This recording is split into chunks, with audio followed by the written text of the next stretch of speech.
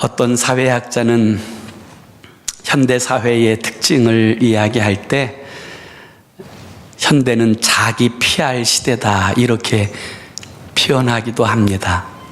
이 PR이라고 하는 이 단어를 한국에서는 어떻게 해석하냐면 피할 것은 피하고 알릴 것은 알린다, 이렇게 해석을 하더라고요. 사실 이 PR이라고 하는 말이 피할 것은 피하고 알리는 것은 알린다라고 하는 이 말과 크게 다르지는 않습니다. 자기의 단점은 감추고 장점은 극대화하여서 보여주는 것, 그것이 PR이기 때문이지요. 그런데 문제는 자신의 장점을 극대화하는 것은 좋은데 이 자신의 장점을 왜곡하거나 허위로 혹은 과장하게 되어지는 일들이 현대사회의 문제점으로 드러나는 것 또한 사실입니다. 그래서 어떤 분들은 소셜 네트워크에 나오는 SNS에 등장하는 프로필 사진은 믿을 수가 없다, 그렇게 말씀하시는 분들이 있어요. 왜 그러냐면 너무나 포토샵을 많이 해서 실제로 만나게 되면 전혀 다른 사람이 나오더라는 거예요. 그래서 도무지 믿을 수가 없다, 이렇게 말씀하시는 분들도 있을 정도로 그 자신을 과장하는 폐해가 제법 많이 드러나는 것이 사실입니다. 여자분들은 자신의 아름다움을 극대화하기 위해서 치장을 하지요. 그 아름다움이 능력이 되어진다는 사실을 알기 때문인 것 같습니다. 그런데 어떤 분이 이 여자분들이 자신의 아름다움을 치장하는 것에 대해서 이렇게 유머의 글을 올렸더라고요. 20대, 30대 여자의 치장을 화장이라고 한답니다. 그런데 40대 여자분들이 하는 치장은 분장이래요. 그리고 50대의 여자분들은 변장을 하고 60대에는 위장을 하고 70대에는 포장을 하고 그리고 80에는 그것도 안 되니까 환장하겠다, 그렇게 이야기한다고 합니다. 남자들 또한 사실은 이 자신의 그 모습을 과장하는 모습들이 사회에 종종 드러나곤 하는데요. 제가 얼마 전에 어떤 한 분을 만났는데 이분이 자신을 소개할 때 회사의 전무라고 말씀하시더라고요. 그래서 제가 그분에게 물었습니다. 우리 형제님, 그럼 회사는 몇 명이나 되십니까? 그랬더니 이분이 말씀하시는 거예요. 총 3명이라는 거예요.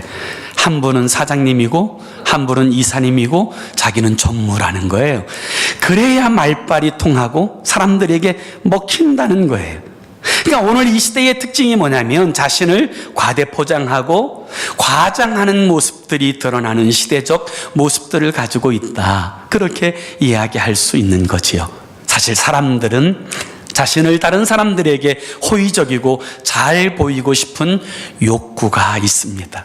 그래서 때로는 그 욕구가 지나치게 되어지는 경우도 있는 거지요. 그런데 오늘 우리가 읽은 이 본문의 말씀은 자신을 더 아름답게 치장하고 과장하는 것이 아니라 자신을 처절하게 깎아내리고 자신의 존재를 소개할 때 종이라고 말하는 사람이 있습니다. 그가 바로 바울입니다. 이 종이라고 하는 말은 노예라고 하는 말인데 사실 그 당시에 가장 치욕적인 단어가 바로 노예입니다. 그런데 이 노예라고 하는 단어는 사실 바울과 어울리지 않습니다. 왜냐하면 이 노예가 되어지는 방법은 재정적으로 파산하여서 자신의 몸을 팔았거나 혹은 전쟁에서 져서 포로로 끌려오게 되어졌거나 혹은 노예의 자식으로 태어난 사람들이 노예가 되어지기 때문입니다. 그러나 바울은 그렇지 않습니다. 바울은 부유한 사람이었습니다. 그럴 뿐만 아니라 그 당시에 모든 사람들이 흠모하였던 로마의 시민권을 가진 사람이었고, 그리고 그 당시에 가장 영향력 있었던 최고의 지성인 가말리엘의 후생으로 지식인이었습니다. 그 당시에 행정과 입법 사법권을 가지고 있었던 산헤드린 공회가 일을 맡길 만큼 신뢰할 수 있는 사람, 그가 바로 바울이에요. 얼마든지 자신의 화려한 이력을 자랑할 만한 많은 캐리어가 있음에도 불구하고 그는 굳이 자신을 소개할 때 종이라고 소개합니다. 그것도 그 당시에 그 세계를 지배하고 통치했던 로마에 의해서 반역자라고 하는 명칭에 붙여져서 십자가에 매달려 죽은 예수의 종이라고 자신을 그렇게 소개합니다. 자신은 주인이 아닙니다. 나의 주인은 예수입니다 라고 그는 그렇게 고백하고 있는 것입니다. 도대체 왜 바울은 자신을 종이라고, 노예라고 고백하고 있을까요? 그 이유는 출애굽기서 21장에 보면 이런 이야기가 등장합니다. 이스라엘 백성들 가운데 종은 두 부류의 종이 있습니다. 그 첫 번째 종은 재정이 파산나고 아무것도 없어서 자신의 몸을 팔게 되어진 사람을 종이라고 이야기하지요. 그런데 하나님께서는 사람이 종이 되고 노예가 되는 것을 기뻐하지 않으셨습니다. 그래서 재정적으로 파산이 되어 종이 되어졌다 할지라도 하나님께서는 그 사람을 6년 동안 부리고 난 후에 7년째에는 자유하게 하라고 율법에 말씀하셨어요. 그래서 어떤 사람이든지 7년째 되어진 해에는 자유함을 얻습니다. 자유인이 되어지는 거지요. 그런데 두 번째 종이 있습니다. 자신은 충분히 자유할 수 있는데도 종이 되겠다고 자원하는 사람들입니다. 자신의 주인이 너무 좋아서, 주인의 은혜가 너무나 감사해서 따로 떨어져 자유인으로 사는 것보다 차라리 그 주인의 종으로 사는 것이 좋다.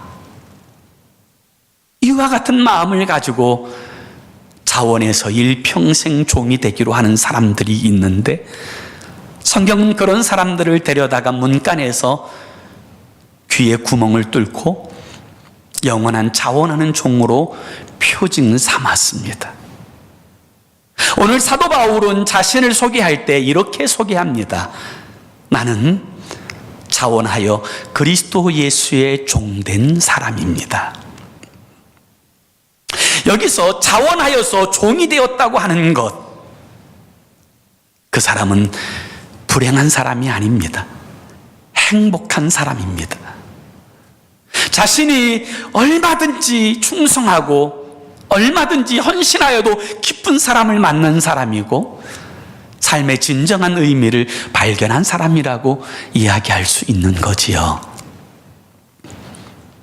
오래전에 김진홍 목사님의 간증을 들었습니다. 지금은 은퇴하신 목사님이신데, 이 김진홍 목사님이 젊은 시절에 있었던 이야기를 말씀하시는 간증이었는데요. 이분이 젊은 시절에는 어느 대학교의 철학 강사였습니다. 그래서 하루는 그 학교에서 열심으로 철학에 대해서 가르치고 있는데 한 학생이 번쩍 손을 들더래요. 그러더니 이렇게 질문하더랍니다. 교수님, 진리가 무엇입니까? 이 질문을 듣고 나서 이분이 철학자들이 이야기하는 질문, 이 진리에 대하여서 철학자들의 이야기를 열심히 설명하고 있는데, 조금 전에 질문하였던 그 청년이 다시금 일어나서 이렇게 질문하더라는 거예요. 교수님, 다른 사람들이 말하는 진리 말고 교수님이 발견한 진리가 뭡니까? 그 질문을 받는 순간 그는 가슴이 턱 하고 막혔다 그래요. 그리고 너무 충격이 큰 나머지 강사직을 내팽개치고 진리를 찾기 위해 나섰습니다. 날마다 아이스 깨끼통을 들고 아이스 깨끼를 팔면서 이 진리에 대한 탐구를 시작하게 되어졌던 거죠. 어느 무더운 여름날에 만리동 그 골목을 지나가는데 고물상하는 그 이제 리어커를 끈 한 사람이 아이스 깨끼를 달라 그러더래요. 그래서 그에게 아이스 깨끼를 주면서 자신도 그 그늘에서 쉬어가려고 잠시 앉았는데, 가만히 보니까 그 고물 리어커에 철학자 하이데거의 책이 있더라는 거예요. 그래서 이 김준욱 목사님이 그에게 이야기했답니다. 아이스 깨끼 값 대신에 저 책을 나에게 주십시오. 그렇게 요청을 했다는 거예요. 그러자 의외의 답변이 돌아왔어요. 아니요, 그거 제가 읽는 책입니다. 그렇게 이야기하더라는 거예요. 너무 놀라서 알아보니까 세상에 이 고물 리어커를 끄는 이 청년 또한 서울대학교를 나와서 진리를 찾기 위해서 그렇게 돌아다니던 자기와 똑같은 처지의 사람이었더라는 거예요. 그래서 그들은 그날 장사를 다 접어놓고 막걸리집에서 서로 회포를 풀었다는 거예요. 그러면서 그들은 헤어지면서 이렇게 이야기했다고 합니다. 나에게 진정한 진리를 가르쳐 줄 수 있는 사람이 있다면 나는 그에게 가서 종이 되어도 좋다. 나에게 진정한 참된 삶의 의미와 행복을 가르쳐 주는 사람이 있다면 나는 그에게 가서 영원히 종이 되어도 좋다. 빌어먹을 세상, 종은 있는데 주인이 없구나. 그렇게 탄식하며 돌아갔다고 하는 그분의 간증을 들은 기억이 있어요. 물론 이 목사님 후에 예수 그리스도를 만나고 그분이 내 인생의 주인 되었음을 고백하는 하나님의 사람이 되었지요. 그러니까 사랑하는 여러분, 누군가가 자랑스럽게 자신을 종이라고 이야기할 때는 빼앗긴 사람의 이야기 아니라 무엇인가를 발견한 사람의 이야기라는 거예요. 자신의 생명을, 자신의 삶을 송두리째 내어주어도 아깝지 않을 그 진리를 발견한 사람의 고백, 그것이 바로 자신의 종됨을 고백하는 이 바울의 고백인 것을 우리는 알 수가 있는 거지요. 그렇습니다. 누구든지 예수 그리스도를 진정으로 만나게 되어지면, 예수 그리스도의 복음과 그 영광을 진정으로 발견하게 되면 누구든지 바울과 같이 고백하게 되어집니다. 우리의 생명과 길과 진리 되신 주님을 정말로 발견하게 되어지면 누구든지 주님을 가장 소중하게, 내 생명보다 더 영광스럽게 여기게 되어지는 것입니다. 그리고 그의 삶은 무엇을 먹느냐가 중요하지 않게 돼요. 무엇을 마시느냐가 중요하지 않게 됩니다. 어떤 옷을 입느냐가 중요하지 않게 돼요. 먹든지 마시든지 무엇을 하든지 하나님의 영광을 위해 살아가는 인생이 되어지는 거지요. 저는 오늘 이런 은혜와 축복이 저와 여러분에게 있기를 원합니다. 이 구원의, 이 복음의 감격과 기쁨이 우리에게 있었으면 좋겠어요. 오늘 만약 바울에게 당신이 종이 된 이유가 뭡니까? 당신은 무엇 때문에 살아갑니까? 라고 묻는다면 틀림없이 바울은 이렇게 대답할 거예요. 나는 복음 때문에 삽니다. 나는 복음을 위하여 삽니다라고 그는 그렇게 고백할 거예요. 그것이 오늘 본문 1절의 고백이거든요. 1절을 한번 볼까요? 예수 그리스도의 종 바울은 사도로 부르심을 받아 하나님의 복음을 위하여 택정함을 입었으니.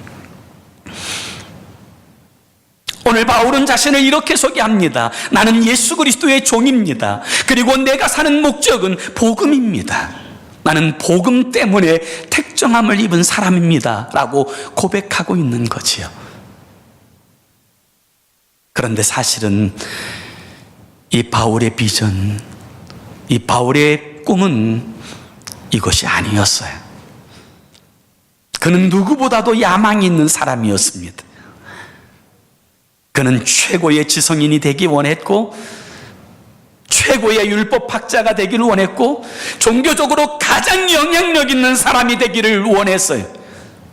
그리고 그 일에 거치는 사람들이 있다면 어떤 사람이든 용납하지 않고 그들을 무찌르겠다고 하는 것, 그것이 그의 생각이었던 사람이에요.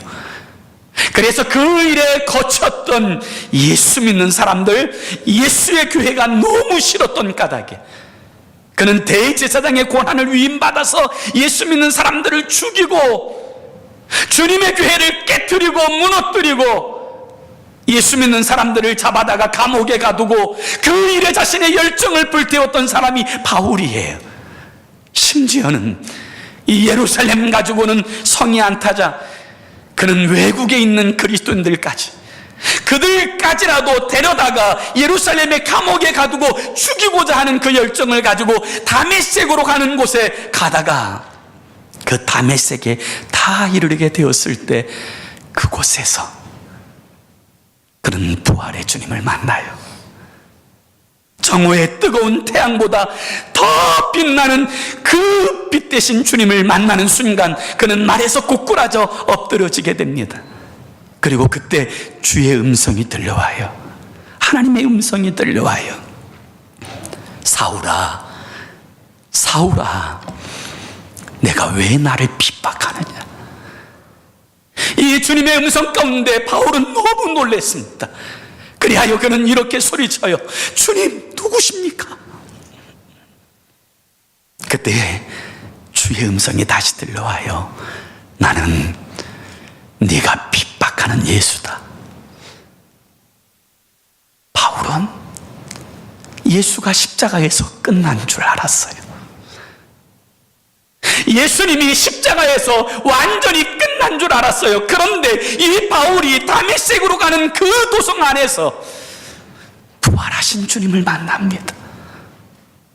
그리고 그 부활하신 주님이 바로 하나님이시라는 사실을 만나게 돼요. 그리고 그는 완전히 달라집니다. 무섭도록 변하기를 시작해요. 그는 아라비아 광야에 들어가 3년 동안 구약에 등장하는, 구약에서도 대체 말씀하신 메시아 예수 그리스도가 누군지에 대하여 3년 동안 말씀을 묵상하고 그리고 그가 다시금 세상에 나왔을 때에 그는 성도와 교회를 핍박했던 그 열정을 가지고 주님의 교회와 성도를 위하여 자신의 삶을 헌신하는 하나님의 사람으로 변화되어집니다. 그리고 몸이 부서지도록 주를 위해서 일하면서도 그는 오히려 주님의 교회를 걱정하는 거지요. 우리 한번 다 같이 고린도후서 11장의 말씀을 한번 보시겠습니다. 고린도후서 11장 23절에서부터 28절까지, 23절에서 28절까지 보면 사도 바울이 복음을 위해서 죽도록 일한 이야기, 이 복음 때문에 당한 여러 가지 고난과 역경에 관한 이야기가 있어요. 23절부터 읽겠습니다. 그들이 그리스도의 일꾼이냐? 정신없는 말을 하거니와 나는 더욱 그러하도다. 내가 수고를 넘치도록 하고 옥에 갇히기도 더 많이 하고 매도 수없이 맞고 여러 번 죽을 뻔하였으니 유대인들에게 40에 하나 감한 매를 5번 맞았으며 3번 태장으로 맞고 1번 돌로 맞고 3번 파선하였으며 일주야를 깊은 바다에서 지냈으며 여러 번 여행하면서 강의 위험과 강도의 위험과 동족의 위험과 이방인의 위험과 시내의 위험과 광야의 위험과 바다의 위험과 거짓 형제 중의 위험을 당하고 또 수고하며 애쓰고 여러 번 자지 못하고 줄이며 목마르고 여러 번 굶고 춥고 헐벗었노라. 이외의 일은 고사하고 아직도 날마다 내 속에 눌리는 일이 있으니 곧 모든 교회를 위하여 염려하는 것이라. 여러분, 이 바울의 이야기를 들어보세요. 미친 사람 아닙니까?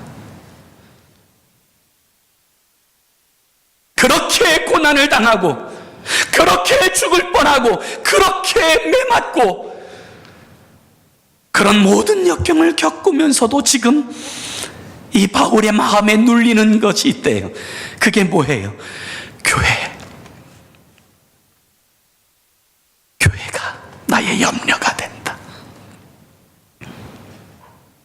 그는 복음에 미친 거예요.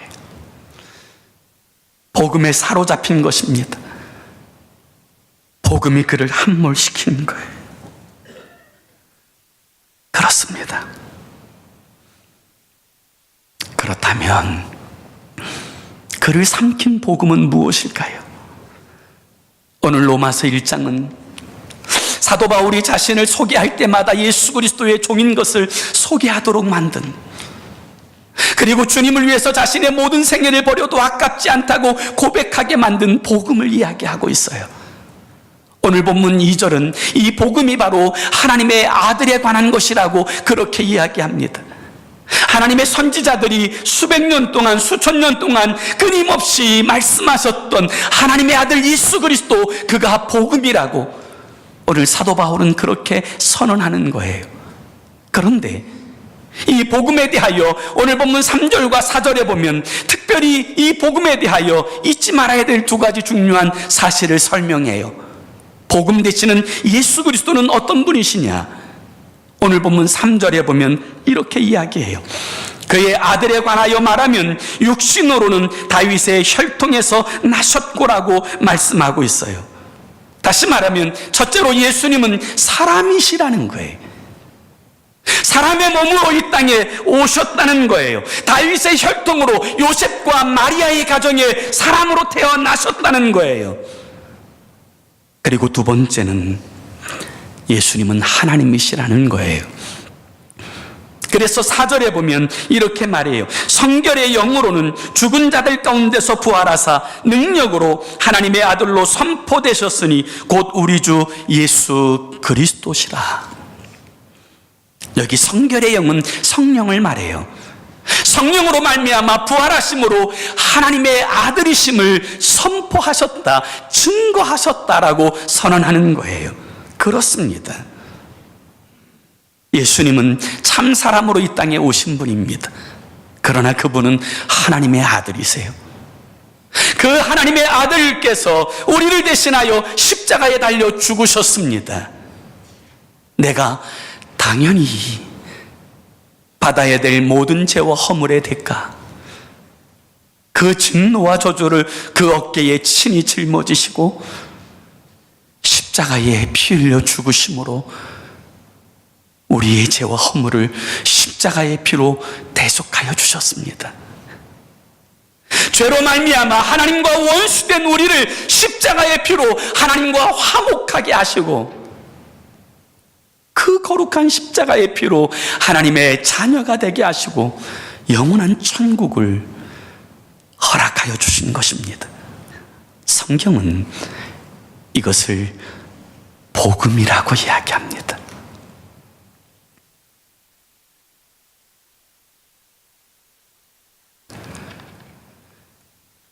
영어 성경에서는 이 복음이라는 단어를 가스펠 혹은 굿뉴스라고 그렇게 표현합니다. 그렇지만 이 복음이라고 하는 이 단어가 쓰여진 로마서 1장 1절의 복음은 헬라어로 유앙겔리온이라는 단어로 쓰여져 있습니다. 이 유앙겔리온은 좋은 소식, 복된 소식이지만 이 단어가 가지고 있는 특별한 의미는 세상에서 볼 수 없는 특별한 소식, 가장 복된 소식이라고 하는 단어가 유앙겔리온입니다. 이 헬라어가 그리스어인데 이 헬라어에서 유앙겔리온이라는 단어가 처음으로 사용되어졌던 역사적 사건 하나가 있어요. 기원전 538년에 페르시아가 바벨론을 정복합니다. 그리고 페르시아 제국이 이루어지게 되지요. 이 페르시아 제국은 승승장구하면서 이웃 나라들을 점점 영토를 확장해 가기 시작합니다. 그러다가 마케도냐를 지나서 더 유럽으로 진출하려던 가운데 그리스라고 하는 조그만 나라를 만나게 돼요. 그 당시에 그리스는 아주 작은 나라였어요. 그런데 이 전쟁의 그 중간에 그리스를 만나게 됐는데 이 그리스가 그 당시에 초절정 최강대국이었던 페르시아와 싸우기로 결의를 해요. 그들은 죽더라도 수치스러운 항복이 아니라 싸워서 승리를 거두겠다고 결심하고 온 백성들이 이 전쟁에 나가요.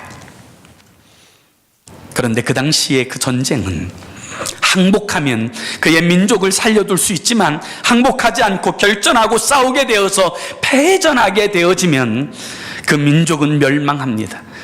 남자들은 칼에 죽고 모든 도성은 불태워지고 재산은 약탈되어지고 여자와 아이들은 노예로 팔려가거나 칼에 죽습니다.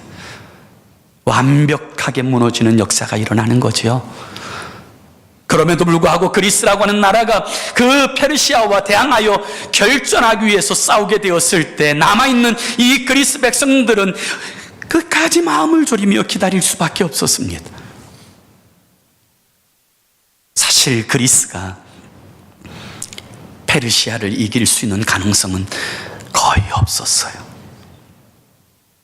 그럼에도 불구하고 전쟁은 지속되었고 한 달이 넘던 어느 날 이 전투에 참여했던 한 군사가 42km 이상을 뛰어와서 우리가 승리했다고 하는 말을 한마디 외치고는 그 자리에 죽어요. 그런데 우리가 승리했다고 하는 그 이야기를 듣는 순간 이 그리스의 국민들은 유앙겔리온을 외치기 시작합니다. 어떤 것과 비교할 수 없는 가장 좋은 소식이라는 거죠.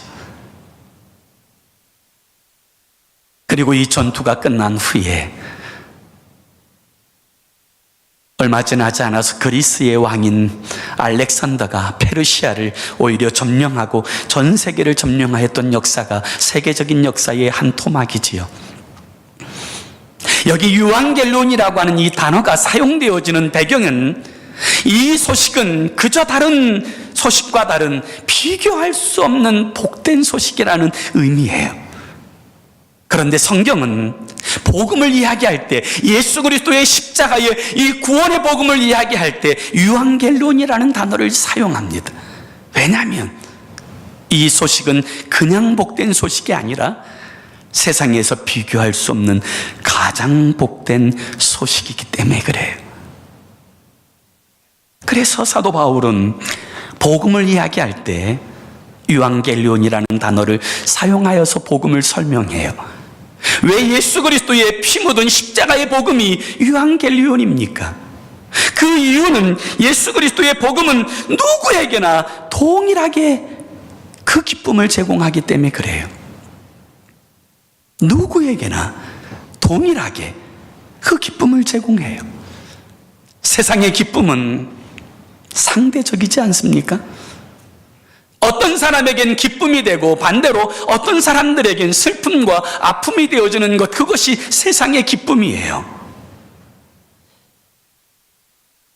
전쟁에서 승리했을 때의 기쁨 또한 마찬가지지요.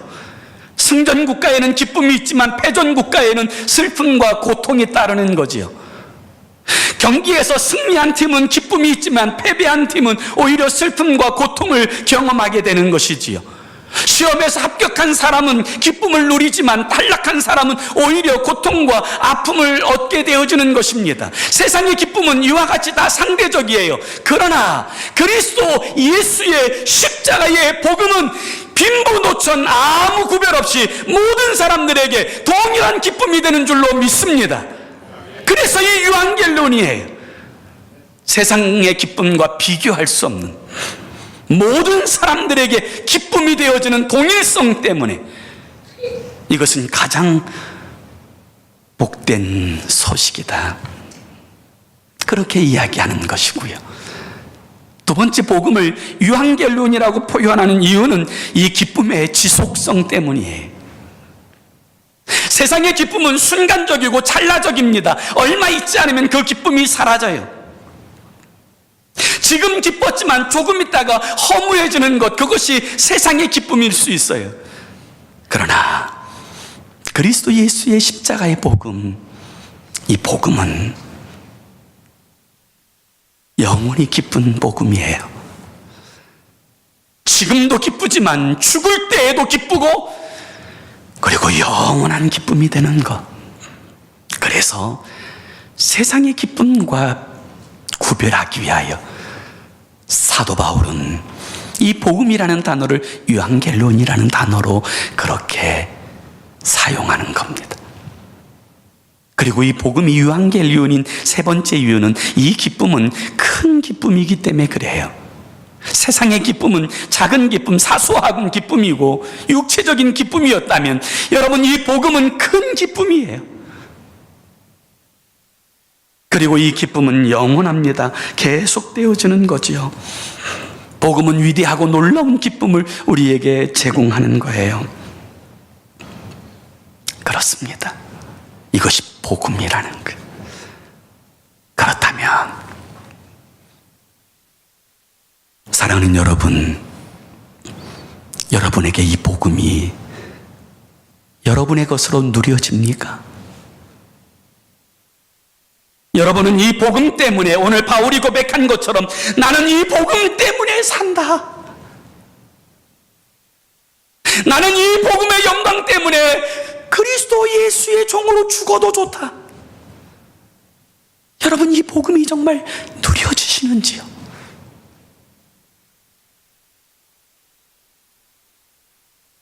어떻게 해야 이 복음을 누릴 수 있을까요? 오늘 본문 5절은 우리가 이 복음을 어떻게 해야 누리는지에 대해서 이렇게 설명해요. 그로 말미암아 우리가 은혜와 사도의 직분을 받아 그의 이름을 위하여 모든 이방인 중에서 믿어 순종하게 하나니. 이 말을 더 쉬운 말로 표현하면 바울이 맡은 직분과 사명은 이 복음을 믿도록, 그래서 이 복음이 그들에게 있어서 믿음과 순종을 통하여 누려지도록 하는 것, 그것이 자신의 사명이라는 거예요. 맞습니다. 이 복음은 우리가 믿고 순종할 때 누려지는 거예요. 하나님께서 예수 그리스도를 이 땅에 보내신 이유가 나의 죄 때문에, 나의 허물 때문에 마땅히 심판받고 진노받아야 될 나 대신에 예수님을 십자가에 달려 죽으시고 그 보배로운 피로 나의 죄를 대속하여 주셨음을 믿는 것, 이 믿음 안에서 우리는 이 복음이 내 복음이 되고 이 복음이 누려지고 이 복음의 영광 가운데 살아가는 인생이 되어지는 줄로 믿습니다. 이 믿는 것이 중요해요. 그리고 두 번째가 순종이에요. 하나님께서 예수 그리스도를 통하여 이루신 이 구원은 예수 그리스도를 자신의 주인으로 영접하였을 때 우리에게 베풀어 주시는 하나님의 은혜임을 믿고 하나님의 말씀 앞에 순종함으로 예수 그리스도를 영접하는 것, 이 믿음과 순종함을 통하여서 우리는 이 복음이 우리의 삶에 누려지는 복을 얻게 되어질 줄로 믿습니다. 그래서 요한복음 1장 12절에 뭐라고 말해요? 영접하는 자, 곧 그 이름을 믿는 자들에게는 하나님의 자녀가 되는 권세를 주셨으니라고 말씀하고 있는 거예요. 하나님의 그 복음을 믿고 순종하게 될 때 하나님의 자녀의 권세와 그 영광을 누리는 거룩한 인생이 되어지는 거예요. 저는 이 복음이 여러분을 삼켰으면 좋겠어요.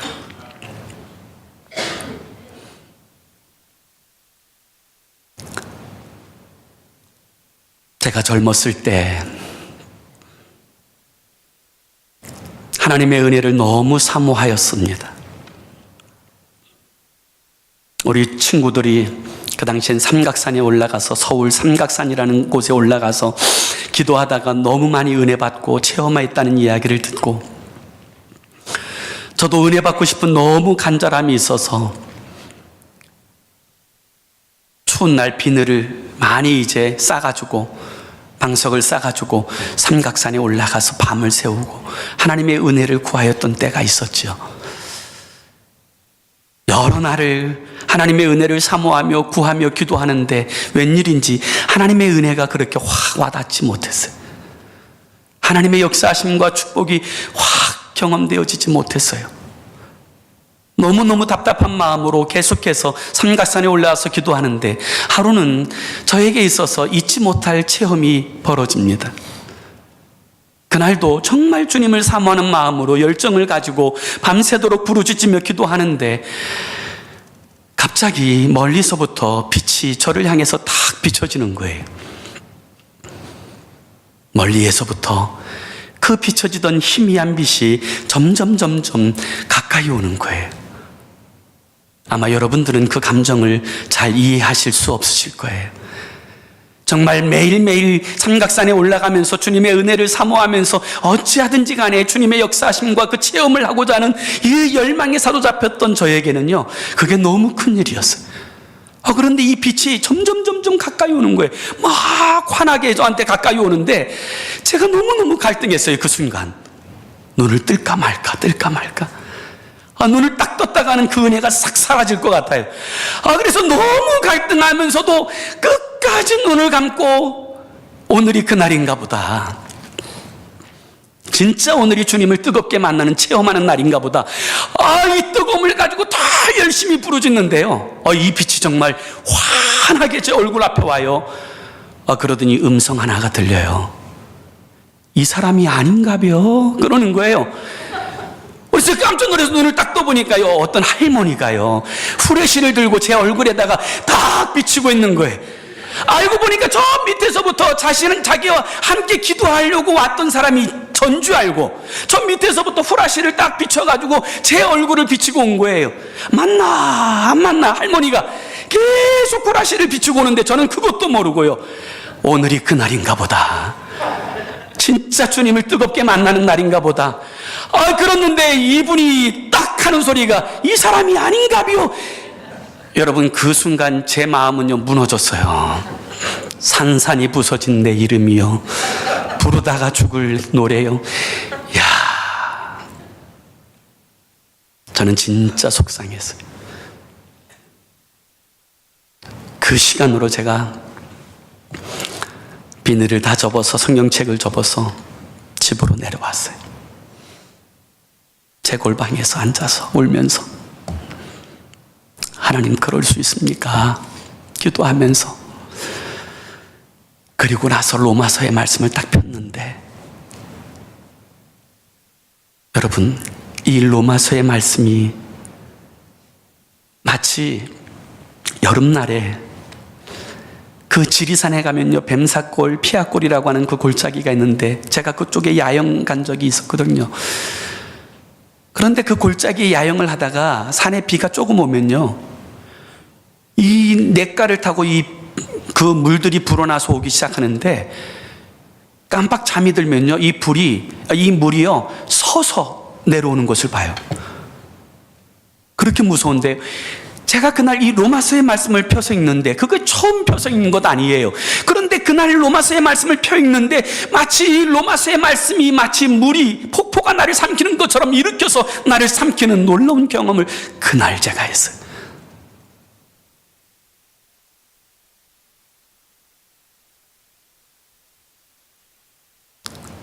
지난 월요일 날 정말 오랜만에 하나님 앞에서 마음을 정하고 금식하고 기도하는데 어떤 한 분이 저에게 전화가 왔어요.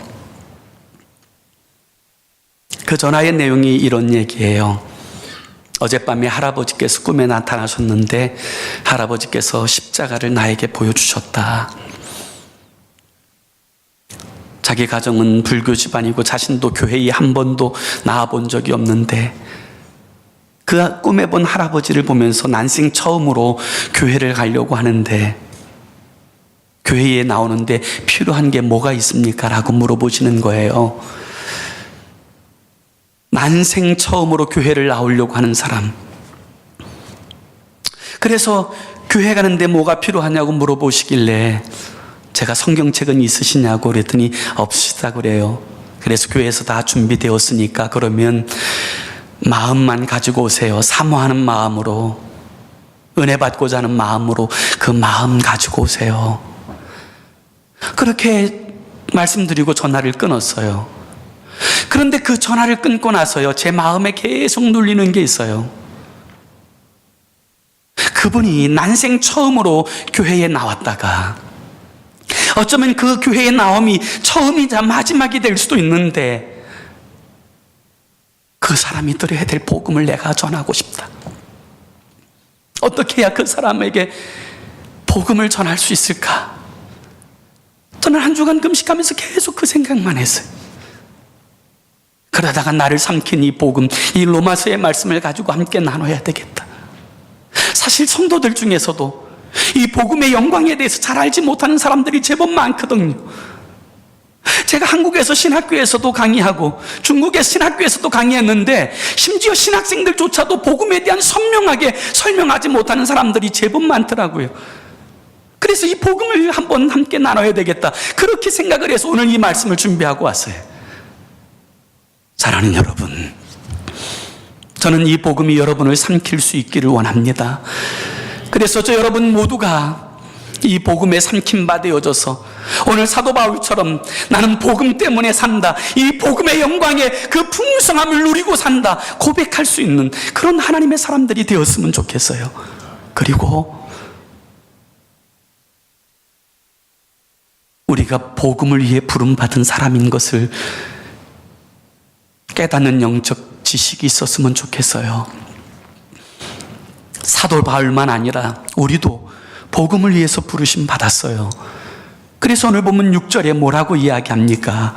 6절에 보면 너희도 그들 중에서 예수 그리스도의 것으로 부르심을 받은 자니라. 여러분, 여기 너희라는 이 단어에 여러분의 이름을 한번 써보세요. 너희도 예수 그리스도의 것으로 부르심을 받은 자다. 그것이 우리들의 정체성이에요. 이 은혜가, 복음의 영광과 그 은혜에 사로잡히는 이 축복이 여러분의 삶에 하나님의 놀라운 능력과 축복과 기적으로 드러날 수 있기를 예수의 이름으로 축원합니다. 기도합시다. 우리 함께 기도하기 원하는데요, 오늘 많은 사람들이요, 교회를 드나들면서도요, 복음이 뭔지 잘 모르는 사람들도 제법 많아요. 복음의 영광에 대해서 무지한 사람들도 제법 많아요. 오늘 이렇게 기도했으면 좋겠어요. 하나님, 복음을 알게 하여 주옵소서. 그리고 하나님께서 예수 그리스도를 통하여 이루신 이 복음이 내 삶에 누려지게 하여 주옵소서. 날마다 내 삶을 이끌어가는 능력이 되게 하여 주옵소서. 그리고 내가 누려지는 이 복음이 나를 통하여서 내 사랑하는 가족들과 이웃들에게 전달되어지는 이 하나님의 놀라운 역사가 있게 하여 주옵소서. 이렇게 기도했으면 좋겠어요. 하나님, 이 복음이 지식으로가 아니라 우리의 마음으로, 우리의 영으로 알아지게 하여 주옵소서. 그리고 그리스도 예수를 통하여 이루신 이 복음이 내 삶의 모든 삶의 영역에 누려지게 하여 주옵소서. 그리고 이 복음의 영광 가운데서 이 복음을 나타내는 하나님의 사람으로 살게 하여 주옵소서. 이와 같은 제목을 가지고 우리 1분 동안 우리 함께 기도하겠습니다. 좋으신 하나님 아버지, 주님의 은혜와 사랑을 감사합니다. 하나님께서 선지자들을 통하여 이미 말씀하신 예수 그리스도, 하나님의 아들, 이 아들의 복음이 하나님, 오늘 이 아침에 사랑하는 주님 앞에 나와 예배하는 모든 성도들에게 아버지 깨달아지게 하여 주옵소서. 하나님께서 아버지 사람이 되어서 이 땅에 오신 복음, 그리고 하나님 되심을 나타내시는 부활의 복음, 예수 그리스도의 십자가의 복음이 하나님 우리에게 깨달아지게 하여 주시고, 그리고 예수 그리스도를 통하여 이루신 이 하나님의 복음의 영광과 축복이 우리의 삶에 누려지게 하여 주시옵소서. 날마다 경험되어지게 하여 주시옵소서. 아버지 하나님, 그리하여 복음에 사로잡히게 하시고, 하나님, 이 복음에 사로잡혀 있는 우리의 삶이 그리스도 예수의 편지가 되어지고 그리스도 예수의 향기가 되어서 우리의 사랑하는 가족들에게, 우리의 사랑하는 이웃들에게, 우리의 사랑하는 사람들에게 주의 복으로 전달되게 하여 주시옵소서.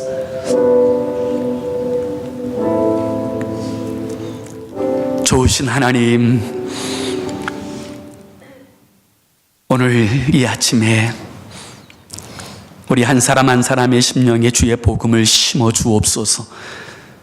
그리하여 예수를 그리스도로 마음의 문을 열고 영접하게 하여 주시고, 그리스도 예수의 종됨을 신하게 하여 주옵소서. 그리고 하나님 우리 아버지께서 예수 그리스도를 통하여 이루신 이 복음의 영광을 통하여 그 삶이 누림이 되게 하시고 하나님의 복을 받게 하여 주시옵소서.